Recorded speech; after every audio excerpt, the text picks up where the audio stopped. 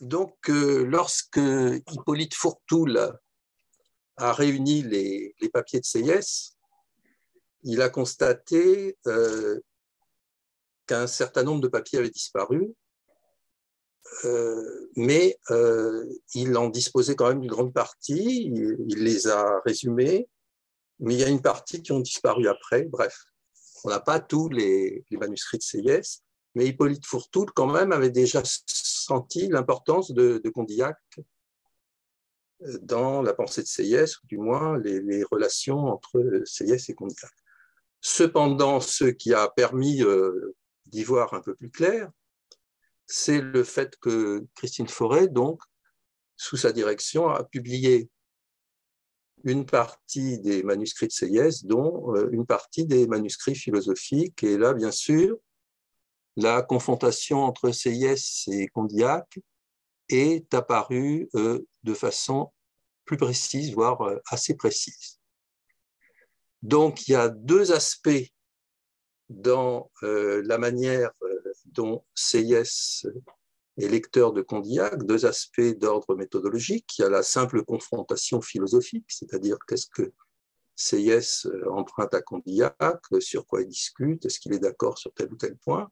Et puis, il y a le fait aussi que Seyès lit Condillac dans plusieurs moments de son itinéraire intellectuel, dès sa jeunesse, à mi-chemin, pendant les idéologues, son dialogue avec les idéologues, tardivement, bref, au moins 4 fois, et que donc il importe de contextualiser ces moments, c'est-à-dire de savoir historiquement comment se situent ces lectures à tel ou tel moment. Donc je ne le ferai pas systématiquement, mais je le ferai dans la mesure du possible.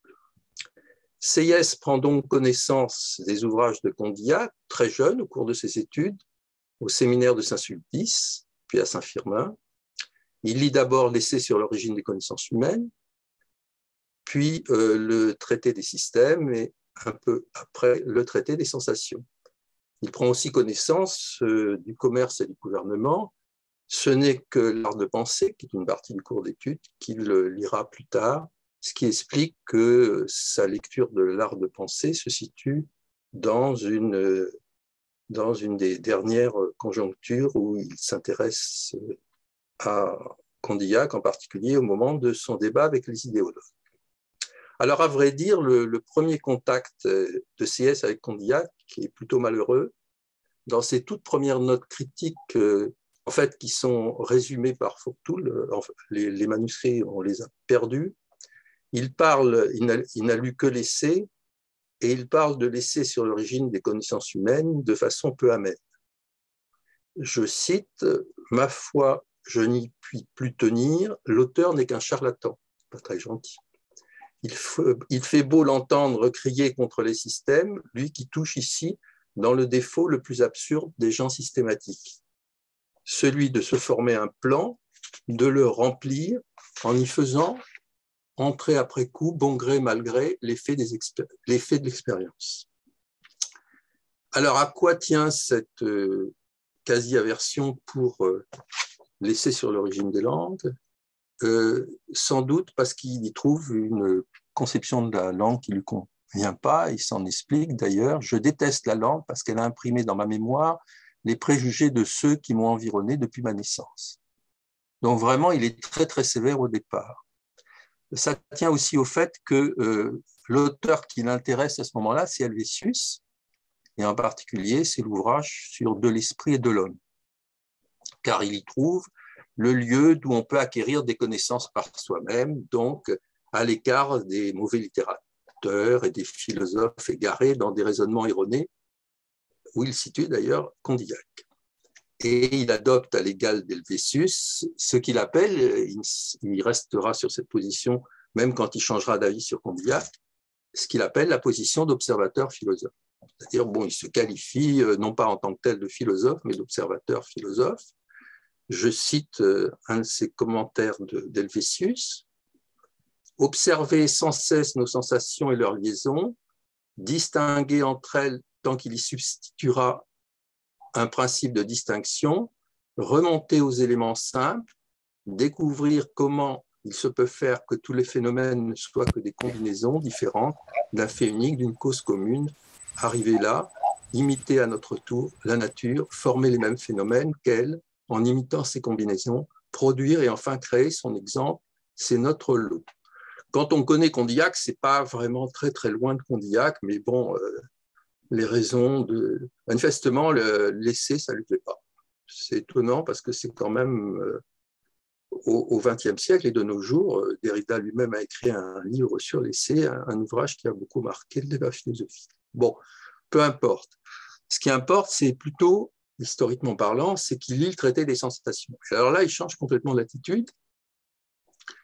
Et son premier manuscrit philosophique, le grand cahier métaphysique, comprend 30 pages sur le traité des sensations, où il l'étudie de chapitre en chapitre, de paragraphe en paragraphe, et de façon extrêmement précise.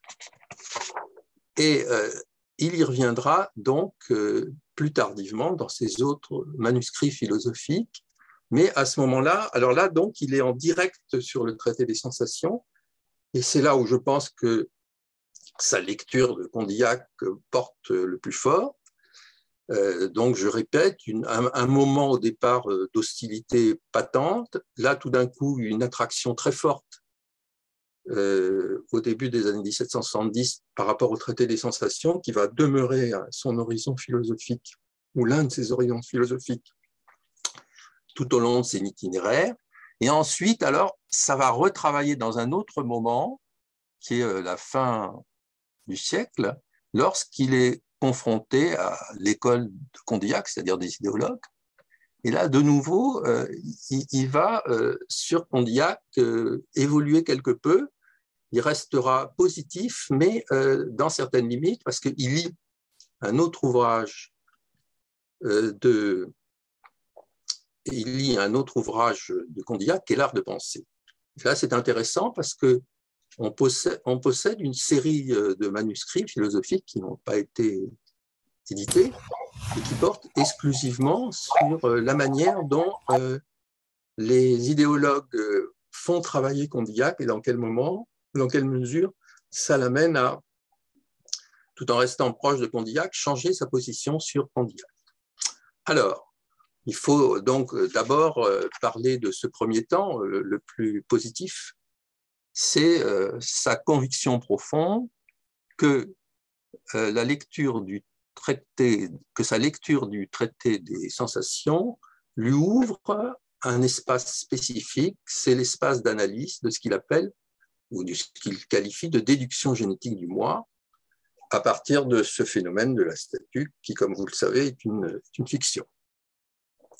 C'est là où il pense que se précise la méthode analytique, grâce à Condillac, et que cette méthode est la seule valide pour acquérir de vraies connaissances sur l'homme.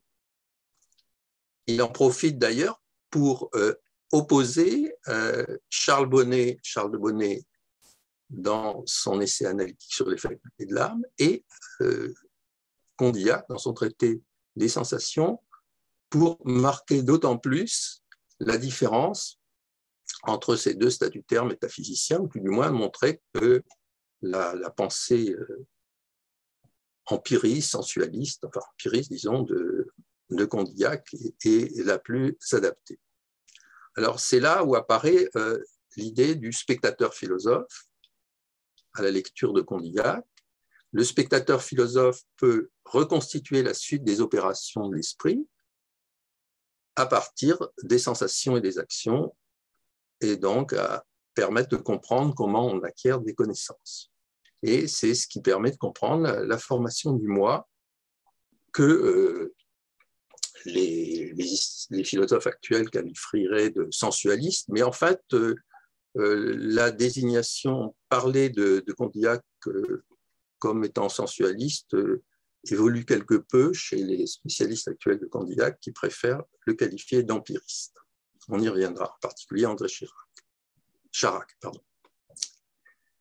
Et certes, il repère encore ce qu'il qualifie d'erreur chez Condillac, donc il y va quand même dans le détail, 30 pages c'est beaucoup, Mais quand même, il conclut, l'œuvre de Condillac, depuis la seconde partie, c'est surtout la seconde partie qui m'intéresse, et surtout en avançant, me paraît un vrai chef-d'œuvre.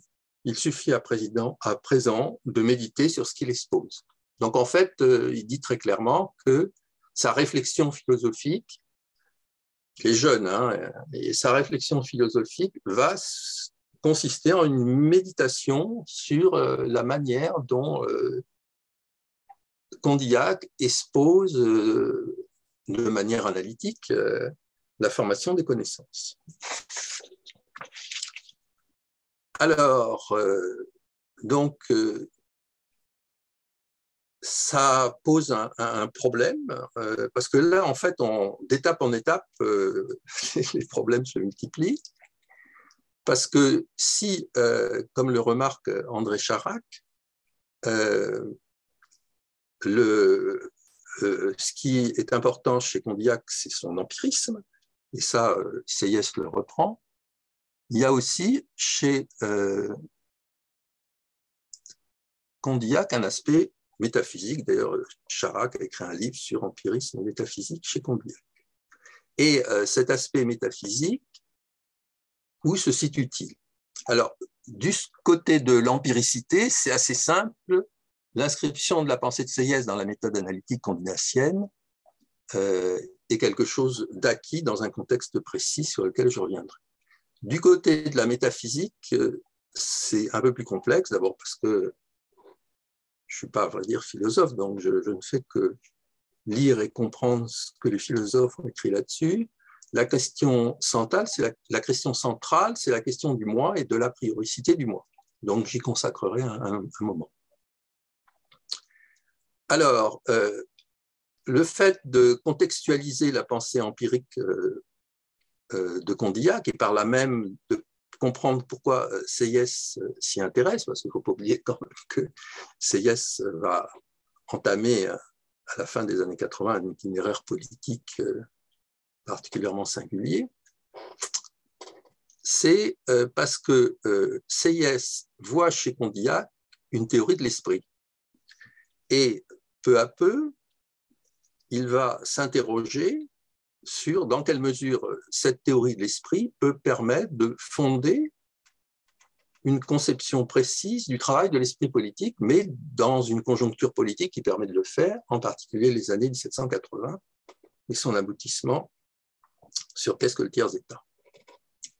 Donc, Sieyès perçoit Condillac comme la figure philosophique majeure en matière de philosophie du langage, certes, mais du fait que sa conception du langage analytique lié à la méthode analytique, coïncide d'une certaine manière avec ce qui va se mettre en place, une nouvelle langue politique. C'est-à-dire que la langue politique, telle qu'il va la concevoir dans les années 80 et qui va se préciser dans ses premiers écrits politiques, il la comprend sur un modèle condillacien. C'est pour ça qu'on peut parler, je ne suis pas le seul à le faire, pour cette période antérieure à la Révolution française, proprement dit, d'un moment condillacien, qui est en quelque sorte une des ouvertures philosophiques à la constitution de la langue et de l'esprit politique de la Révolution française.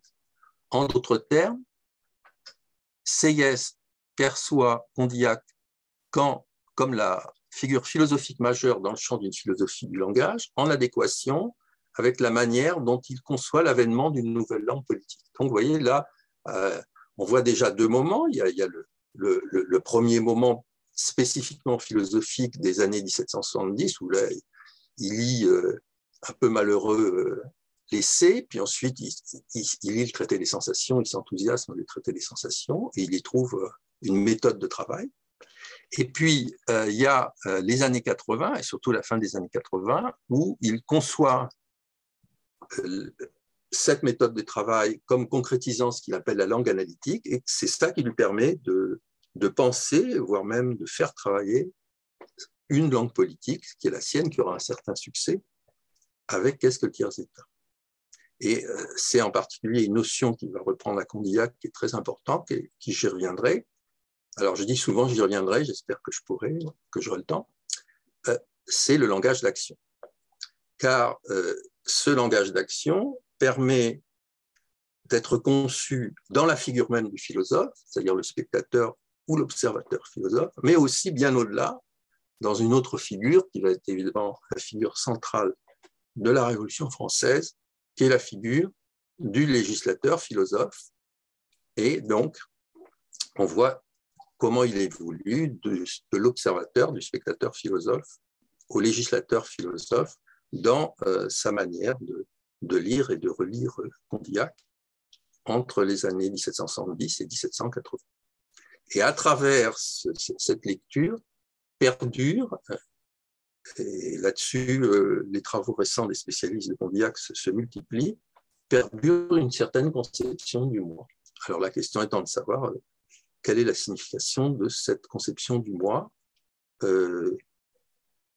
J'avais eu avec Christine un petit échange à ce propos, donc je me suis permis, à partir d'un texte qui est malheureusement un peu court sur le moi dans les notes éparses de Sieyès, de rassembler autour de textes toute une série d'autres notes éparses qui portent sur des données très sensualistes du moi, comme la mémoire, la réminiscence, l'imagination, et d'en faire une présentation devant des psychologues et d'en discuter avec eux. Je n'en parlerai pas aujourd'hui, mais disons qu'il y a matière à aborder cette question du moi, soit, j'expliquerai pourquoi, sous l'angle métaphysique, au sens classique, c'est-à-dire au sens kantien à cette époque, soit sous un angle plus sensualiste, physicaliste, grâce à ces notes éparses. Mais la question est de savoir si ce n'est pas Fortoul qui a rassemblé ces notes éparses et si ce n'est pas lui qui a eu l'idée de développer cette conception un peu physicaliste du moi. Alors, il faut quand même, quand on s'intéresse à Sieyès, lecteur de Condillac, parler de Condillac, même beaucoup, et définir, tout du moins à travers ce qu'on a lu, Sieyès, son programme. Qu'est-ce que c'est que le programme condillacien? C'est quoi le programme philosophique de Condillac? Alors, je m'appuierai là sur toute une série de travaux. Il y a maintenant une dizaine de chercheurs qui travaillent sur Condillac, Aliénor Bertrand, André Charac, Jean-Christophe Bardou et d'autres, ça se multiplie. Pendant longtemps, c'est Malebranche qui a intéressé le plus, mais là, vraiment, sur Condillac, ça devient intéressant, il y a beaucoup de choses. Et alors, je vais commencer d'abord par, dans ce programme, je vais prendre deux aspects du programme de Condillac, deux aspects qui sont plus proches de la lecture que fait Sieyès de Condillac. D'abord, ce fameux problème de la figure du moi. Alors, les derniers travaux sur Condillac insistent beaucoup sur l'importance de la figure du moi. Je vous expliquerai en quoi c'est un avantage. Alors, je cite par exemple Bardou, dans un article récent. Le traité des sensations met en œuvre une figure originale du moi, comme se percevant, présent à son corps, par qui et en qui il parvient à la connaissance de lui-même, comme un moi, distinct du monde et le cas échéant d'autres moi. C'est par le biais, pour ainsi dire, au travers de ce moi, que se conquiert la certitude de l'existence du monde extérieur. C'est une lecture très phénoménologique de Condillac, qui le reconnaît lui-même, qui situe l'existence du moi à la fois dans la réflexivité, c'est-à-dire le retour du moi vers soi-même et vers les autres, et dans une forme d'un phénomène. C'est vrai que c'est une lecture phénoménologique, c'est indéniable.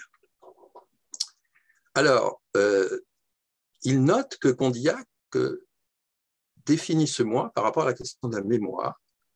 Il situe une liaison mémorielle dans la synthèse des sensations remémorées avec les sensations actuellement perçues. Et donc, si cette liaison est importante, elle est non suffisante pour faire émerger le moi. Il cite un passage du traité des sensations tant qu'il ne change point, à propos du moi, il existe sans aucun retour sur lui-même. Donc, vous voyez, l'important, c'est le retour sur lui-même. Ça, c'est vraiment il a vraiment cherché la citation phénoménologique dans le traité des sensations. L'idée de la réflexivité, le retour sur soi-même, c'est-à-dire on ne perçoit que ce qui fait retour sur soi-même, au sens le plus husserlien du terme. L'émergence du moi requiert donc aussi un jugement d'identité sous la forme d'une conscience d'un changement. Il cite encore un autre passage du traité des sensations. Ce qu'on entend par ce mot, le moi, ne me paraît convenir qu'à un être qui remarque que dans le moment présent, il n'est plus que ce qu'il a été. Donc, encore une citation de Condillac, si son moi n'est que la collection des sensations qu'elle éprouve et de celles que la mémoire lui rappelle, écrit Condillac, il convient de postuler que le moi, il convient de dire que le moi postule un quelque chose de permanent qui se survit et se retrouve inchangé dans chaque expérience sensorielle distincte. Dire moi ne nous fait pas accéder à une essence. Alors, vous voyez, c'est extrêmement important. Ce n'est pas du tout une conception métaphysique essentialiste du moi que développe. C'est une métaphysique, mais ce n'est pas un essentialisme, parce que c'est une métaphysique qui est liée à un empirisme. Dire moi ne nous fait pas accéder à une essence. Le moi n'est ni une substance, ni un ego. D'un point de vue phénoménologique, donc ça, là encore, je suis dans Bardou, il n'est pas dans son corps, mais à son corps et au monde, posé dans son extériorité, à partir de l'expérience originaire d'un corps identifié comme d'autres. Alors, quel est l'intérêt de cette lecture phénoménologique du moi? Donc, on peut se demander, on ne peut pas qualifier la lecture qu'en fait Sieyès de phénoménologique, mais est-ce qu'elle est... Il y a indéniablement chez Sieyès une grande importance accordée au moi, comme le montrent ses notes éparses, mais également il en est beaucoup question dans le cahier métaphysique. Mais la question, c'est comment l'interpréter. Alors, on va le voir, ses contemporains l'ont interprété dans un sens kantien, c'est-à-dire qu'ils se sont, les kantiens, en particulier Humboldt, se sont rapprochés de Sieyès, ils leur disent ce que vous dites sur le moi, c'est ce que dit Kant. Bon, alors là-dessus, on a un problème de source, de corpus, donc j'y reviendrai si j'ai le temps à la fin. On n'a que des relations, on n'a que des relations de réunion. C'est-à-dire il y a eu des réunions où ils en ont discuté, et puis le côté allemand a résumé les relations et a prêté à Sieyès un certain nombre de formules. Et on a aussi une correspondance, parce qu'un certain nombre de kantiens ont voulu que Sieyès se rapproche de Kant, puis ça ne s'est pas fait pour des raisons complexes. Donc, vous voyez qu'une des questions que pose, qui est la question la plus complexe, mais pour moi actuellement la plus intéressante, sur laquelle je travaille en élargissant mes transcriptions et mes lectures de manuscrits aux notes éparses, c'est cette question de la figure du moi, et avec des hypothèses. On est un peu coincé en quelque sorte entre les lecteurs actuels de Condillac sur ce moi qui ont une lecture phénoménologique husserlienne. Bien sûr, Sieyès ne connaissait pas Husserl. Et puis la lecture de l'époque, c'est-à-dire ces kantiens comme Humboldt, pas n'importe qui poussait Sieyès vers la conception kantienne de la prioricité. Bon, je laisse de côté ce problème. En fait, j'ai posé une question et un problème. Alors là où c'est plus facile, c'est quand on présente quelque chose qui va beaucoup marquer Sieyès dans le programme condillacien et qui va lui permettre de se démarquer des idéologues, c'est la question de la langue analytique, qui est liée étroitement à la méthode analytique. Alors au départ, vous l'avez vu, il avait tendance à considérer que dans l'essai, peut-être que c'est encore le cas, mais je n'ai pas trouvé de trace sur une relecture de l'essai, la conception du langage n'était pas adéquate. Dans le traité des sensations, le fait qu'il y ait la mise en place par Condillac d'une méthode analytique, et puis que à ça s'accroche une langue analytique, ça lui convient très bien. Alors de quoi s'agit-il? Alors c'est surtout l'art de penser. Dans l'art de penser, Condillac désigne les langues comme des méthodes analytiques au titre de leur capacité à observer avec ordre, alors le mot d'ordre important, les matériaux de la connaissance qui permettent d'accéder à la vérité. Condillac préconise donc le recours à l'observation analytique à l'encontre des autres philosophes qui s'en tiennent à des propositions générales et qui laissent de côté les observations liées à l'expérience. Donc, ce qui fait défaut chez ces philosophes, c'est une réflexion sur l'esprit et la manière dont l'esprit concourt à la production des idées. Alors là, évidemment, ça aussi, ça va beaucoup attirer Sieyès, cette question de l'esprit, du travail de l'esprit, puis l'esprit politique. Condillac part alors du constat empirique que les idées simples, particulières, nous viennent par sensation. Donc, pour citer Condillac, nous trouvons dans nos sensations l'origine de toutes nos connaissances et de toutes nos facultés. Il en vient ensuite à considérer que l'art de penser n'est que l'art de se servir des signes et que de la connaissance de cet art dépend l'art de conduire sa réflexion. Donc la question du signe, de la nécessité du signe est centrale. Certes, le signe préexiste à l'idée, mais il n'est pas inné. On trouve toujours sa volonté de ne pas tomber dans le monde des essences, chez Condillac. Et la langue est un moyen justement de préciser la matérialité des idées, leur préexistence, sans tomber dans l'essence, par le recours à l'esprit.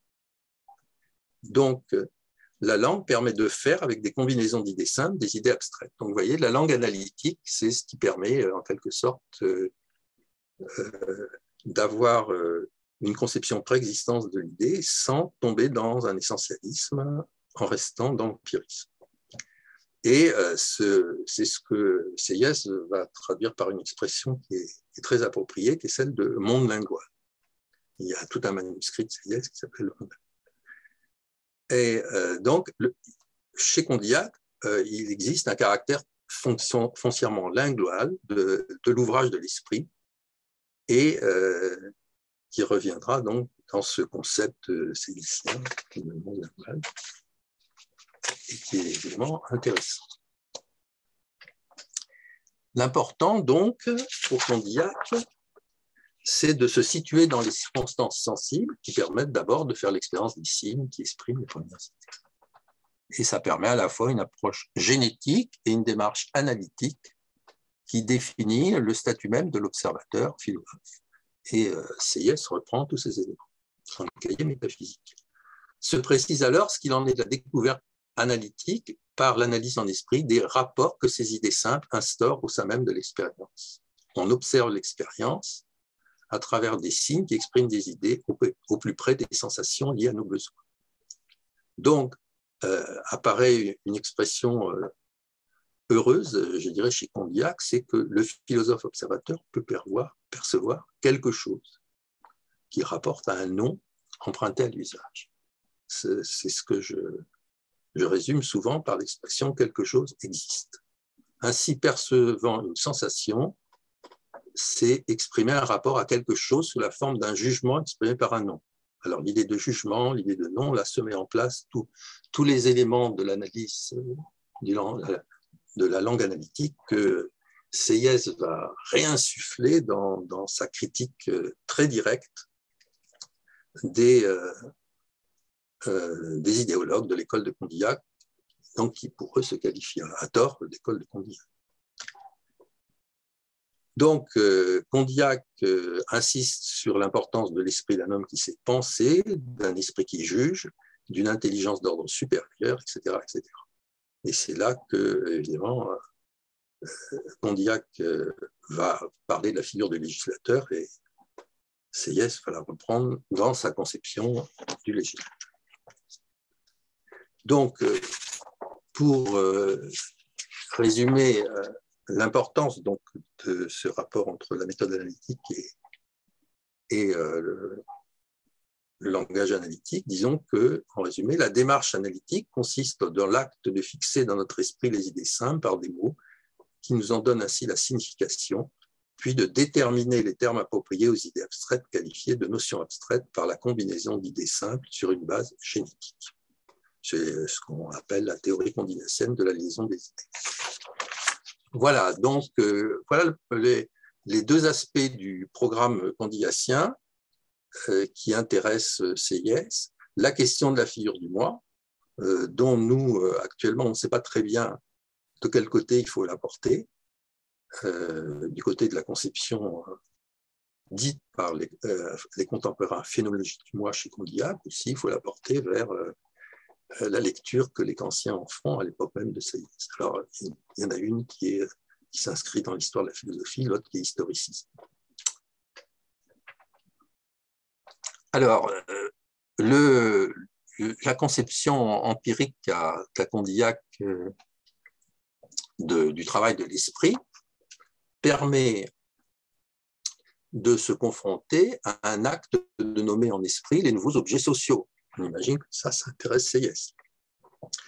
Quand il s'interroge dans les années 80, dans ses manuscrits, qu'est-ce qu'il en est de l'ordre social, évidemment, il a à sa disposition une méthode analytique qui lui permet de nommer de nouveaux objets sociaux. Alors, pas oublier qu'il ira même jusqu'à élaborer pour nommer ces nouveaux objets sociaux un horizon qu'on pourrait qualifier de nos jours de disciplinaire, puisqu'il invente le mot de sociologie.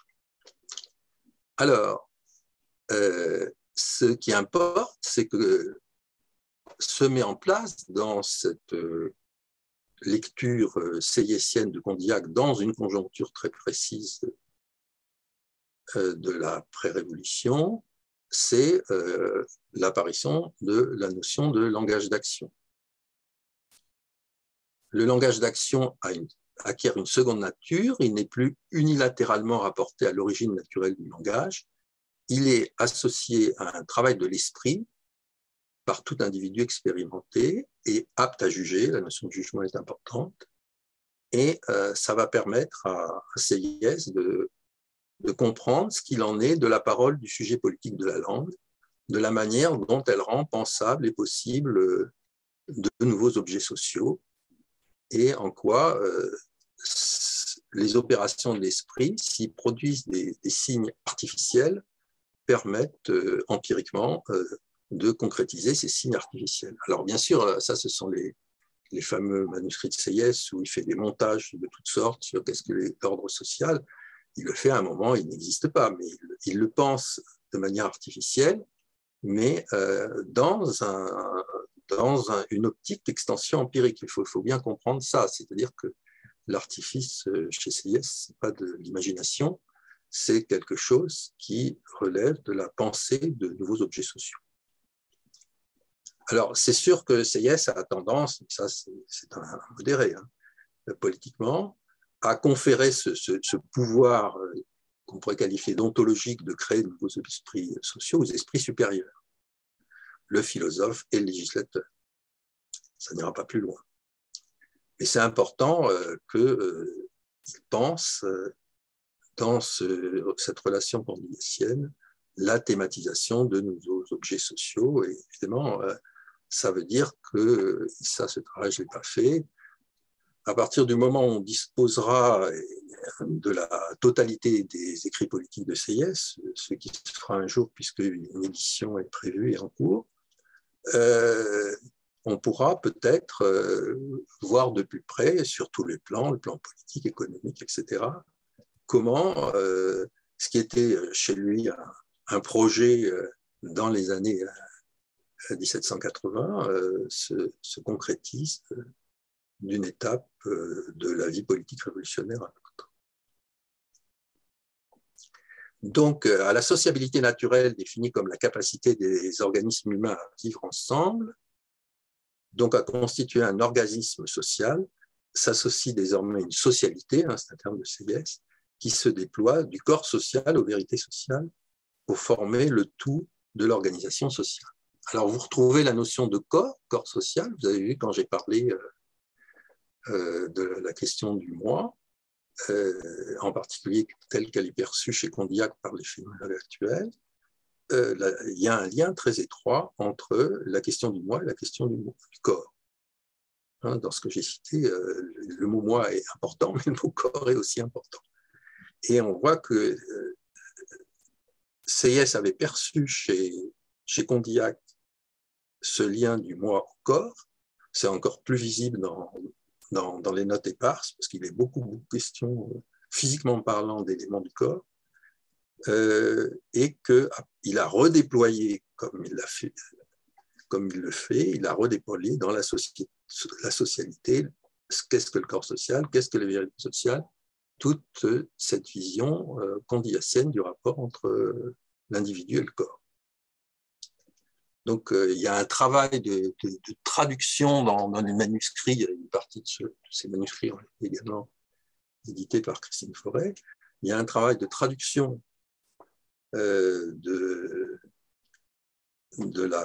la vision condillacienne du rapport de l'individu, du moi, enfin bon, on peut discuter sur ces deux termes, au corps, qu'il est investi dans ces tableaux, dans ces réflexions sur qu'est-ce que le corps social, quelle est l'hypothétique corps social, puisque certains de ces manuscrits qualifient leur proposition d'hypothétique.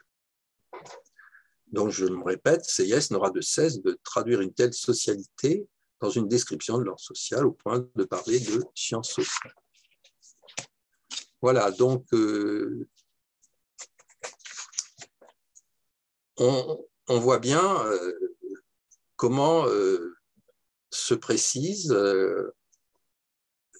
les premiers moments que fait Seyès en tant que lecteur de Condillac et les problèmes que pose cette lecture. Alors, je me répète, ce qui pose le plus de problèmes, c'est la lecture de sa conception du moi, mais encore faut-il, c'est pour ça qu'il y a encore un gros travail à faire sur les manuscrits, situé précisément, hormis ce texte qui s'intitule « Moi », mais qui court, qu'est-ce qui se rassemble autour de ce texte, ou est-ce qu'il y a d'autres textes, en particulier les textes philosophiques tardifs, qui rentrent dans ce débat. Il y a ce moment qui est assez enthousiasmant quand on s'intéresse à Seyès au moment des années 80, où il investit la méthode analytique et la langue analytique condillacienne dans la conception hypothétique qu'il propose de l'ordre social, au point d'en faire une sociologie. Et ça permet aussi de montrer à quel point Seyès se dissocie de courants philosophiques majeurs, que ce soit par exemple le courant physiocratique, mais aussi un courant qui est encore très présent dans le débat philosophique à son époque, qui est le cartésianisme, son idée d'évidence. Enfin, il y a toute une série de philosophies qu'on pourrait attendre chez quelqu'un qui dit de la philosophie, qui sont mises à l'écart au profit d'une prééminence condillacienne extrêmement forte. Et donc, il faudrait savoir si elle est aussi forte chez certains de ses contemporains. Donc, je résume, avant d'en venir à la question des idéologues de l'école de Condillac. Donc, dans un premier temps, Seyès essaye de se placer, au cours des années 70, dans les circonstances sensibles de l'invention de l'individu sur le modèle de la statue des sensations. Ce qui lui permet de faire émerger la figure du spectateur philosophe qui prend appui sur une métaphysique du langage non essentialiste, non empiriste, mais qui peut être qualifiée de langue abstraite pour élaborer une métaphysique du moi et de son activité. Puis, plus tardivement, dans les années 80, il réinvestit la méthode analytique et la langue analytique dans ce qu'on peut appeler, non c'est pas lui qui le dit, dans ce qu'on appelait le travail de l'esprit politique, et dans quelque chose qui fonde la politique dans le lien du philosophe et législateur, ce qui aboutira à la constitution d'une nouvelle langue politique, ou du moins qui a été perçue comme telle à la lecture de qu'est-ce que le tiers-état. Alors, donc vous voyez à quel point la lecture de Condillac par Seyès n'est pas simple, parce que ce n'est pas simplement un débat philosophique, et même le débat philosophique lui-même, par son caractère empiriste et de type métaphysique que l'on interprète de nos jours sous l'angle phénoménologique est complexe. Alors, venons-en aux idéologues. Alors là, ça a été pour lui un moment de guerre philosophique assez intense, puisque il s'est permis d'écrire une série de textes philosophiques qui ne sont pas très, très longs, mais qui attaquent très frontalement les idéologues qui se prétendent kantiaciens. Alors, je donne les titres de ces textes: couleur, espace, affection, jugement sont d'un ordre différent, monde lingual, mécanisme du langage analogue mais plus étendu et plus puissant que celui du cerveau, avant les langues de convention. Le jugement ne se réduit pas à sentir qu'une idée dans une autre. Et bien sûr, l'art de penser, chapitre 10. Donc, voilà, c'est là-dessus que je vais continuer. J'aurais voulu quand même dire un mot sur, ça j'en parlerai après, ce moment, bon, j'ai un peu sauté le moment où les Allemands essayent de le rapprocher de Kant, parce que je sais que ça pose des problèmes pour certains. Donc, je vais plutôt insister sur ces textes critiques, sur ces textes philosophiques critiques sur les idéologues. Alors, dans le premier texte, celui qui s'intitule « Affection, jugement sont d'un ordre différent », Sieyès crédite les idéologues d'une expression qui n'est pas très sympathique.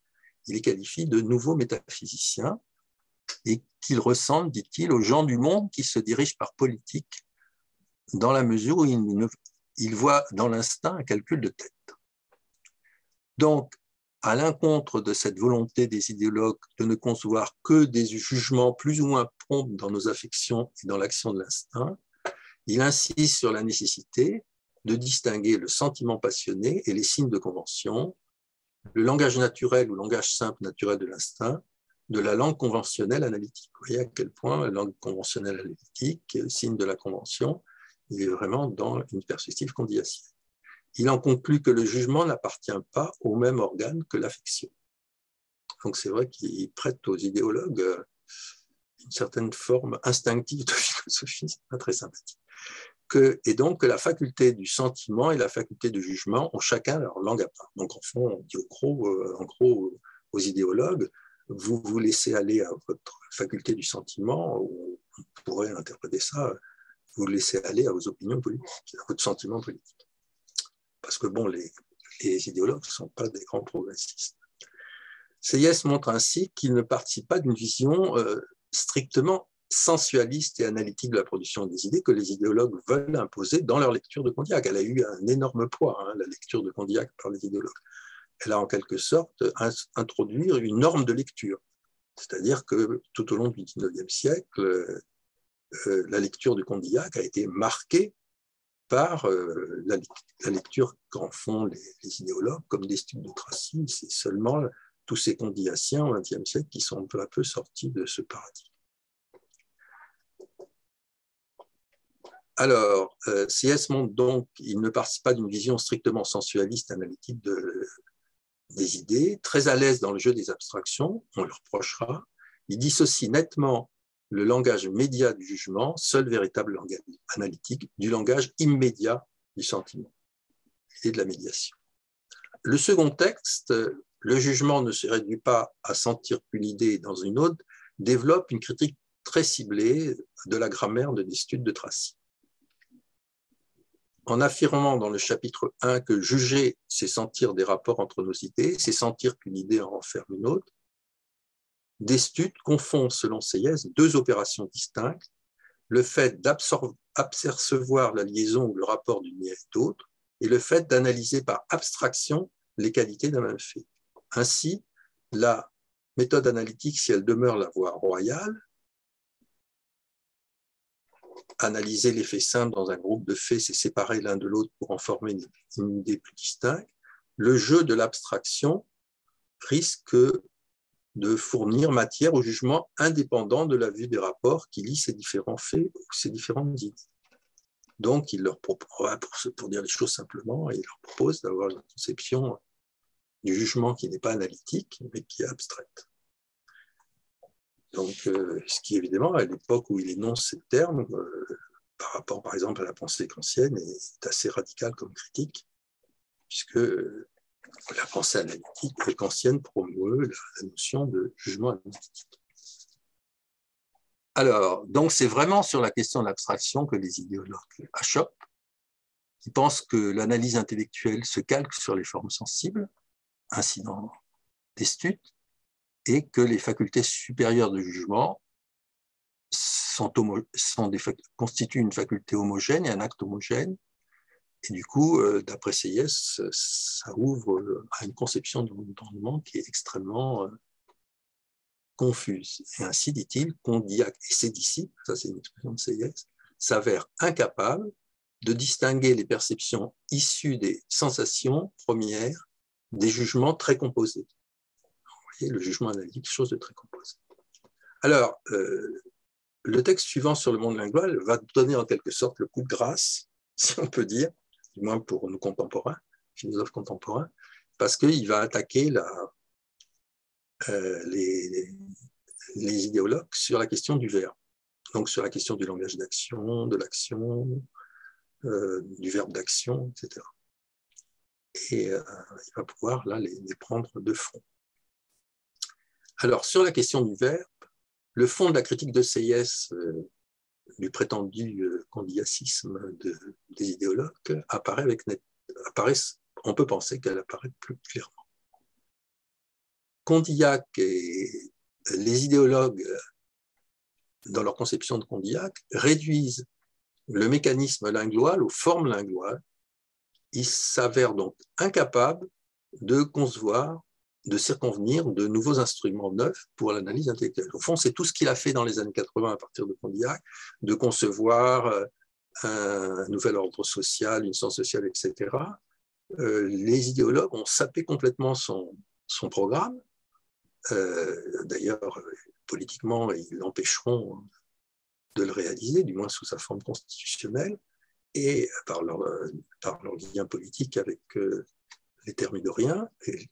Et donc, ils n'ont pas capacité à circonvenir des instruments neufs.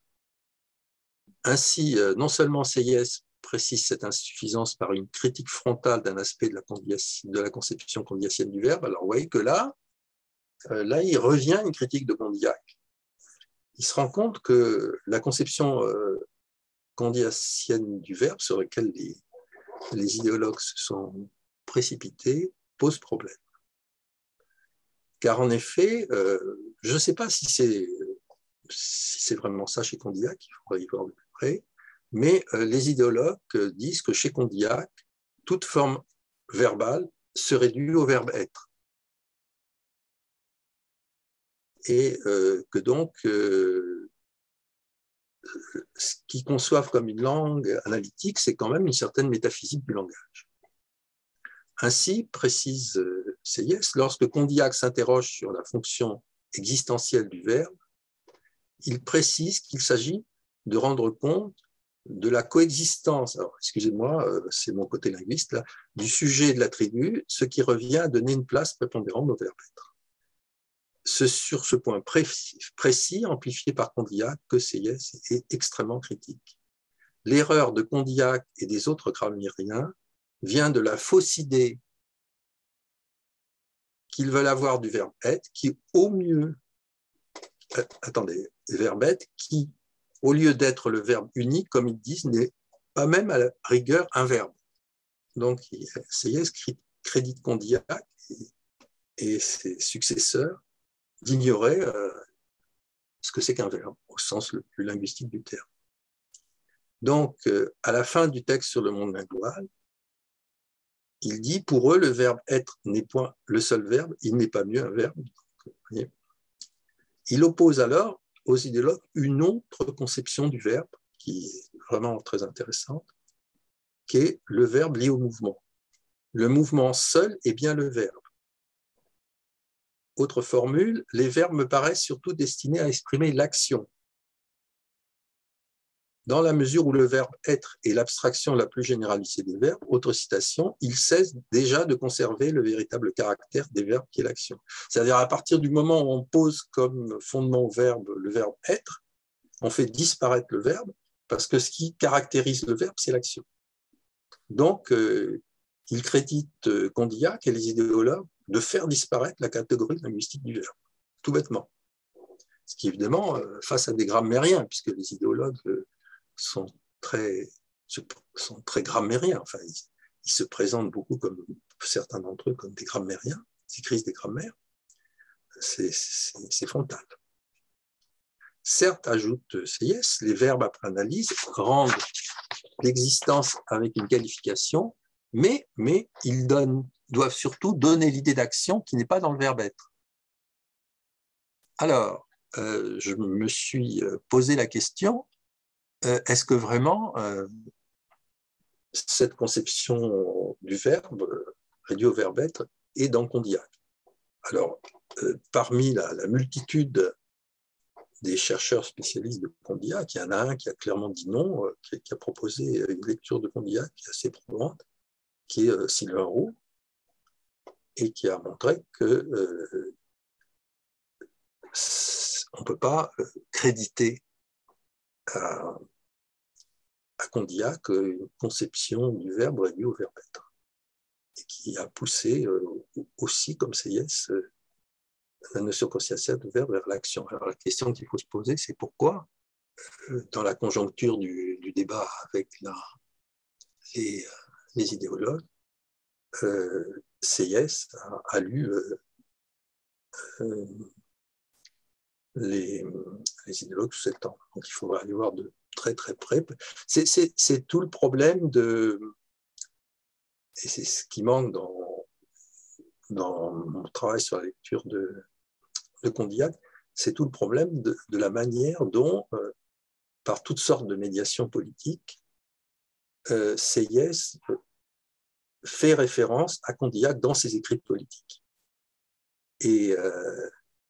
Mais c'est indirect, c'est par des médiations. Je ne pense pas qu'on trouvera, mais on le saura quand on aura l'index de tous les mots de ses œuvres politiques. Peut-être qu'il y a le mot Condillac, mais enfin, il y a un travail à faire là, voilà, sur la présence de Condillac dans ses écrits politiques, qui permettrait d'avancer sur cette question. Enfin, toujours est-il que là, il critique globalement Condillac et les idéologues. Alors, évidemment, ce qui est intéressant pour nous, c'est que sur une base qui est malgré tout condillactienne, mais comme on dit, Condillac à l'envers, si j'ose dire, Sieyès développe une conception du verbe de mouvement en adéquation avec sa fameuse définition de la science des quantités qui font de la science politique. Le verbe d'action est d'abord les verbes exprimant l'action telle que faire.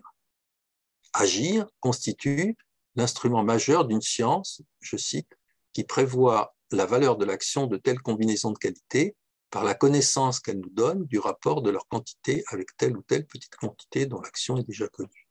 C'est la fameuse théorie rapport de quantité, rapport de qualité chez Sieyès, qui ne fait pas l'objet de mon exposé aujourd'hui, mais qui évidemment refait surface. Sieyès alors précise dans le manuscrit sur le monde lingual 2 points importants. En général, tous les verbes actifs se réduisent à un seul. Il n'y a qu'une seule action pour l'âme, je veux, la volonté, une seule pour le corps, la référence au corps, qui est la suite de l'autre, j'agis. Il souligne ainsi le rôle fondateur du verbe d'action, on dirait de nos jours, à valeur performative, dans l'affirmation de la volonté et de la liberté en lien au corps. Deuxième point, Sieyès écrit, le verbe exprime seulement la liaison des quantités, des qualités et l'identité des quantités. Formule insérée dans un petit essai sympathique qui s'appelle Du verbe. Il y a un petit essai qu'il a écrit qui s'appelle Du verbe, dont je pense qu'il est de la même époque, mais bon, c'est pas toujours facile de dater les manuscrits de Sieyès. Donc, on comprend de mieux en mieux pourquoi Sieyès rejette une conception dominante chez les grammairiens de son époque du verbe être, par le fait qu'il qui ne tiennent compte que de la coexistence des formes linguales sans tenir compte des verbes signes d'action qui définissent même la science des quantités. Car seuls des verbes d'action permettent non seulement de se procurer des qualités, mais de mesurer leur quantité. Et tel est le but de toutes nos actions. Vous voyez, le verbe d'action est à la fois et ce qui permet, dans la dynamique de réflexion, l'articulation de l'accès aux qualités, par la science des qualités, et de la mise ensemble, de la mesure de ces qualités dans des quantités. Donc, à cette occasion, Sayes dit qu'il faut user de verbes simples pour exprimer activement les rapports inconnus de quantité à partir de combinaisons nouvelles de qualités connues. Ça, c'est intéressant parce qu'évidemment, c'est une piste qui pourrait être explorée dans ces textes politiques. Par exemple, il faut faire un travail sur son usage des verbes dans ces textes politiques.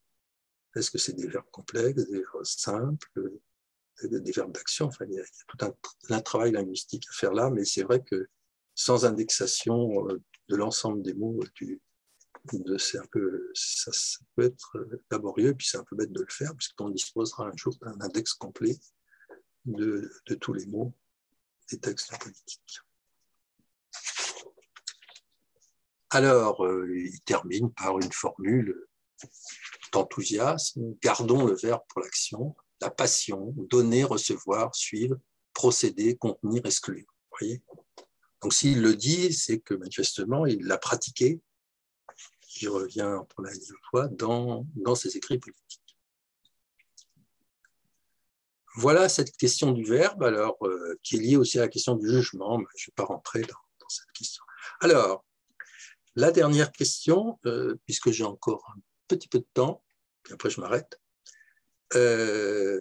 c'est ce fameux débat qui a été ouvert par Christine et sur lequel j'ai déjà répondu sur le site révolutionfrançaise.net, de la question du moi chez Sayes. Alors, la première chose, c'est que non seulement il existe un texte qui s'intitule Le Moi, que je vais publier, mais ce texte, qui est une note éparse, donc il n'est pas long, dont j'ai donné des extraits d'ailleurs dans ma réponse à Christine, ce texte est entouré, dans les notes éparses, de toute une série d'autres textes qui désignent, si je peux dire, des parties du corps et plus spécifiquement des parties du cerveau. Il y a même des textes parfois qui se transforment en tableaux analytiques. Bon, c'est un peu compliqué. Et tout ça tourne autour de la question de la mémoire. Donc voilà, le travail qui est en cours, qui est bien avancé, parce qu'il a déjà fait débat avec, comme je l'ai dit, des philosophes cognitivistes et des psychologues à qui j'ai soumis ce travail qui en ont discuté avec moi, permettrait de dire que, au fond, il y a cette conception du moi chez Sayes, elle prend appui sur la conception condillacienne du moi. Alors, on ne va pas dire qu'il a été phénoménologue avant l'heure, hein, ça serait un peu ridicule, mais que les condillaciens actuels sont assez ouverts à, évidemment, cette manière de lire le moi chez Sayes dans son rapport condillac, dans la mesure où ça correspond à la manière dont eux présentent la question du moi chez Condillac. Donc, le corpus Sayes-Condillac suffirait. Il n'y a pas besoin d'aller au-delà pour travailler sur cette question du moi et l'approfondir. Alors, le problème, le hic, c'est qu'à l'époque même de Sayes, il y a des gens qui ont dit ah non, qui sont allés voir Sayes très directement, en particulier au cours de ce fameux colloque métaphysique qui avait été initié par les idéologues, pour se plaindre que ce que faisaient les idéologues, c'était vraiment pas intéressant, et que c'est lui qui faisait des choses intéressantes, ce qu'on appelle donc, et en particulier le fameux philosophe Wilhelm von Humboldt. Alors, ce qu'on a, c'est des comptes rendus de la réunion, Donc, autant Seyès a l'air de s'ennuyer beaucoup en écoutant les idéologues, autant il est intéressé par l'exposé d'Humboldt qui présente la philosophie kantienne. Et du coup, ils discutent entre eux, et Humboldt dit à Seyès, notre métaphysique n'est autre chose qu'un développement parfait des actions de ce que nous nommons notre moi. Donc il montre à Seyès, dans son exposé, dans la discussion, qu'il y a un lien très étroit entre la métaphysique allemande et le moi. Et à ce moment-là, Seyès dit oui, en effet, il dit, c'est ce que rapporte Humboldt, la volonté pure, le bien véritable, le moi, la pure conscience de soi, tout cela est pour les idéologues totalement incompréhensible. Bon, donc il se met du côté des Allemands. Alors, à partir de là, un autre philosophe allemand qui s'appelle Térémin lance une correspondance avec Seyès dont on dispose et essaye d'opérer un rapprochement entre Kant et Seyès, qui n'aura pas lieu pour des raisons que des chercheurs allemands essayent depuis des décennies de comprendre. Il y a eu beaucoup d'interrogations des Allemands sur cette rencontre ratée.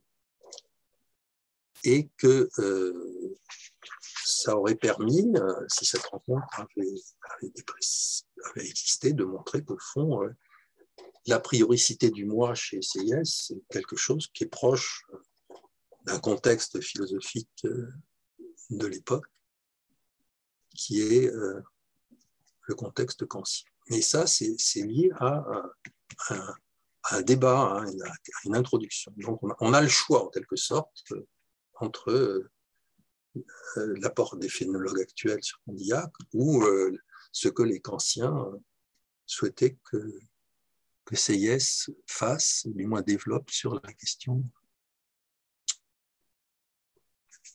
du moi. Alors, bien sûr, Seyès a beaucoup d'autres critiques à faire des idéologues. Ça rend ce débat philosophique un peu compliqué. Par exemple, sur la question de l'espace. Il dit, oui, définir les catégories d'espace et de durée comme deux choses à part, deux choses en elles-mêmes, à la fois extérieures et abstraites du corps, donc indépendantes de tout rapport, c'est un problème. Ainsi, il écrit dans Couleur-Espace, l'espace est toujours l'espace sans avoir besoin de tenir à rien. C'est, dira-t-on, la dernière abstraction. Au fond, il a tout un débat avec tout en reprochant aux idéologues d'avoir une faible capacité d'abstraction, il s'interroge sur, à partir de sa critique des idéologues, qu'est-ce que la dernière abstraction? Bon, il y a l'importance du langage, ça on l'a vu. En ce qui concerne la langue brogue du législateur philosophe, et ça c'est sûr que dans ses manuscrits philosophiques, il y a un effet de son passage de législateur pendant la Révolution, Seyès ne se contente pas de rapporter le jugement naturel au mécanisme du système intellectuel réglant en quelque sorte la nature dans un ordre favorable à nos besoins, je cite, « Il souhaite perfectionner les moyens de connaître la nature pour mieux subvenir à nos besoins en multipliant nos moyens. Il préconise donc de mettre au point un système lingual. » Voilà. Et ce système lingual, précise-t-il, permettra la chose suivante, j'acquiers une force de connaître, assez pour mes besoins, assez pour le commerce social, vous voyez la référence au commerce social, intéressant, une infinité d'objets que je n'ai jamais vus, que je ne pourrai jamais voir, je double, je centuple les signes arbitraires, bien sûr je lis ces signes entre eux, je les organise en système de jugement, de proposition, de raisonnement, de discours. Donc il revient à son souci peut-être un peu érodé par la fatigue et l'âge, son souci d'inventivité, c'est-à-dire de proposer une méthode analytique, une conception analytique qui permet de décupler à l'infini les objets sociaux et politiques. Donc, il garde quand même, il ne perd pas son, appelons, est-ce que c'est un optimisme, il ne perd pas son optimisme des années 80. Alors, il y a une question aussi qui le préoccupe, c'est la question, qu'est-ce que l'existence à part, sous les sensations? Et on revient à cette question du moi. Existe-t-il une opération supérieure à la faculté purement sensitive, une faculté supérieure du jugement, apte à dire c'est moi, à distinguer plusieurs et par là même à faire l'idée d'unité, c'est-à-dire créer l'unité. Ainsi, cette faculté supérieure de jugement incarne le sens intime de nous-mêmes qui nous a conduits à la connaissance comparée de moi et des autres. Vous voyez le retour de la question du moi. Alors, j'ai encore peut-être cité une citation un peu longue de son dernier texte critique sur les idéologues, sur le manuscrit sur l'art de penser. Donc, il y a à la fois une critique des idéologues et de Condillac, et on retrouve un état de la pensée philosophique de Sieyès par rapport à Condillac assez synthétique, assez élaboré. Alors, à propos donc du sujet connaissant, la connaissance intime de ce sujet conduit inévitablement à l'esprit à supposer un sujet pareil sous les sensations, donc c'est le fameux sujet, le moi, qui nous viennent des autres corps. Vous voyez le lien au corps. C'est vraiment très phénoménologique comme citation. Je comprends pourquoi les condillaciens actuels peuvent s'accrocher sur cette conception de Condillac. Nous sommes inévitablement conduits à juger que les corps extérieurs qui nous donnent les mêmes sensations que notre corps sont des hommes comme nous et qu'ils sont autres à mesure que la similitude diminue. Nous arrivons ainsi à la connaissance des corps qui nous ressemblent le moins et qui sont encore des corps ayant leur substratum plus ou moins analogue au nôtre. Donc vous voyez à quel point, dans ces manuscrits philosophiques critiques de Condillac, il est amené de façon moins sensualiste que dans ses premiers écrits philosophiques, d'associer la question du moi au corps. Et on revient du coup à ce que je recherche, à ce que dit Bardou, c'est-à-dire que quand il dit que si le traité des sensations met en œuvre une figure originale du moi, c'est parce que c'est un moi se percevant présent à son corps, par qui, je recite, et en qui il parvient à la connaissance de lui-même comme un moi distinct du monde et le cachant d'autres moi. Vous voyez, c'est quand même, les deux citations sont intéressantes, la citation du spécialiste actuel de Condillac et la citation de Sieyès lui-même. C'est par le biais, pour ainsi dire, à travers de ce moi, que se constitue la certitude de l'existence du monde extérieur de lui. Donc là, il y a quand même